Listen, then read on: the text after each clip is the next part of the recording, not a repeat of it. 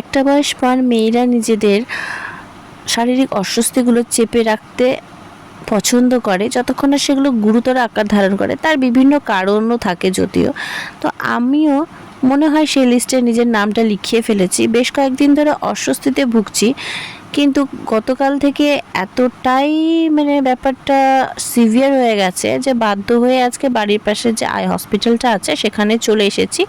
এসেই নাম লিখিয়ে প্রথমেই আমাকে যে ঘরে নিয়ে যাওয়া হলো, সেই ঘরে আমার প্রাথমিক একটা চেক আপ হলো, যেখানে আমার পাওয়ারের বেড়েছে না কমেছে সেটা দেখা হলো। তো আমি যখন বলতে গেলাম আমার না আরও কিছু সমস্যা হচ্ছে, তো উনি বললেন যে আপনি সেটা ডাক্তারবাবুকে বলবেন, আমি জাস্ট আপনার পাওয়ারটা দেখে দিলাম। তো আমার যে সমস্যাটা নিয়ে আমি গিয়েছি সেটা হলো যে আমার চোখ চুলকোচ্ছিল, চোখে ব্যথা করছিল, টেনে ধরছিল চোখটা, আর চোখ দিয়ে জল পড়ছিল, আর সেটা বাঁ চোখে। তো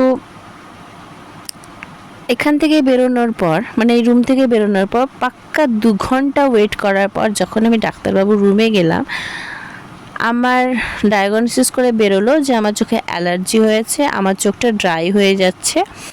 পাওয়ার তো বেড়েছে অবশ্যই, একটা চোখে 2 রকমের পাওয়ার, প্লাস মাইনাস দুটোই।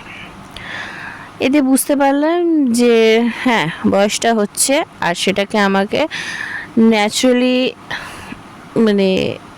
আলিঙ্গন করে নিতে হবে, কারণ প্রত্যেকটা বয়সেরই একটা আলাদাই সৌন্দর্য মাধুর্য আছে। তো আমি যখন ডাক্তারবাবুর রুমে গেলাম, অলরেডি একজন পেশেন্ট আমার আগে উনি বসে আছেন, আর আমার পরেও একজন আছেন। উনি খুব অস্বস্তিতে ছিলেন, তার কারণ ওনার চোখে লাল পিঁপড়ে কামড়ে দিয়েছিল আর হুলটা থেকেই গেছিলো। তো আমি বললাম যে আপনি যান আগে, আমি বরং 5 মিনিট আরও লেটে যাব, অসুবিধা নেই। তো ওনারই চোখের একটা ছোট্ট ইমেজ তোমাদেরকে দেখানোর চেষ্টা করছি। সত্যি কথা বলতে এখানে ভিডিও করার একদমই অ্যালাউড ছিল না, আমি অনেক লুকিয়ে লুকিয়ে করেছি।